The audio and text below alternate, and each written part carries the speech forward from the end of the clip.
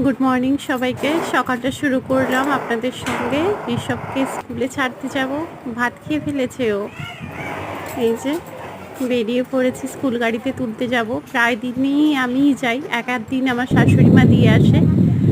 কয়েকদিন লাগাতার বৃষ্টির কারণে পুকুরের জলটা অনেকখানি বেড়ে গেছে, আর ও এভাবেই তাকিয়ে থাকে রোজ মাছ দেখবে বলে। নড়ে চড়ে হেলতে দুলতে এগাচ্ছে, যাচ্ছে আর কি। ঠেলা দিয়ে দিয়ে নিয়ে যাচ্ছি, যাওয়ার তো ইচ্ছেই থাকে না ওর রোজ। ভালোই রোদ বেরিয়েছে, সঙ্গে বাতাসও হচ্ছে। রোদটা দেখেও মনে শান্তি। রোজ রোজ বৃষ্টি আর ভালো লাগে না। এই যে এই দোকানটাতেই আমরা বসে অপেক্ষা করি ঋষভের গাড়ির জন্য।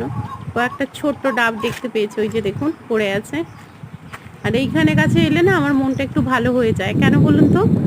মানে বর্ষার কারণে চারিদিকটা পুরো সবুজ, আর এই গামা গাছগুলোতে বাতাস দিলে এই মাথাগুলো এভাবেই দুলতে থাকে। অন্যান্য স্কুলের ছেলেরাও চলে গেল, আর এই অবস্থা দেখুন তো, কি অবস্থা। নদীতে এত নোংরা জমেছে, কচুরিপানা থেকে নোংরা থেকে শুরু করে জলটা পুরো কালো জল হয়ে গেছে একদম।